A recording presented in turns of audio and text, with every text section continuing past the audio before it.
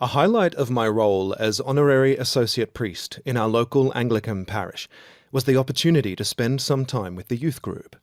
I was invited along because some parents thought that their teenagers might like a theologian, supposedly an expert on the ins and outs of Christian belief, to give a talk and then answer questions. To my surprise, it kicked off well, and I was asked back several times. Following an initial talk about ethics, we then explored different aspects of creation belief according to the book of Genesis, after which a few more sessions were devoted to various of Jesus' Zen-like parables in the Gospels.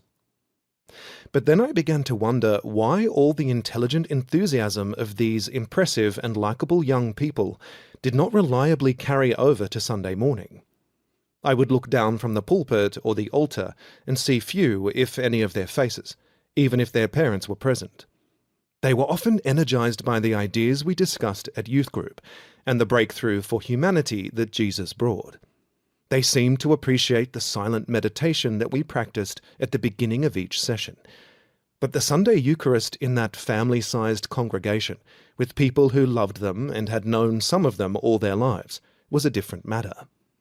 They could think the thoughts and value the insights, and even own the Christian faith to some extent, though without much sense of attraction, let alone obligation toward the Church and its Eucharist.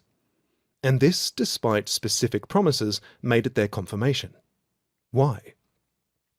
Pondering this led me to think about pulling together a short book about the Church to cast light on this quandary, because I am not alone in my concerns.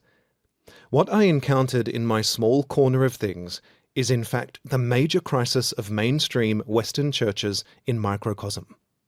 Clergy and lay leaders everywhere struggle to reconnect with lost generations and demographics, often with an inadequate sense of what to do or where to start. A related scenario arises in the sort of pastoral relationship that I occasionally stumble into with a spiritual seeker from wholly outside the Christian faith. These are the people often described as spiritual but not religious. Over time, in such conversations, I try to listen carefully and patiently. I bend over backward to draw spiritual insights from Scripture and church tradition. I make connections between doctrine and experience, and I try to show that faith is a friend rather than an enemy of reason, science, and human freedom, all the while holding up Jesus Christ, whom I love, as key to discovering both God and the meaning of our lives. I can connect the Church to feminism, postmodernism, and post-colonial thought, and no doubt this helps. But as a theologian, from a high church liturgical tradition, where my own heart and mind found their lifetime's alignment, I want to lead the spiritual seeker further. I want them to come and see where Christ lives and loves, in the fellowship of word and sacrament, among the gathered people who are being slowly converted into his likeness.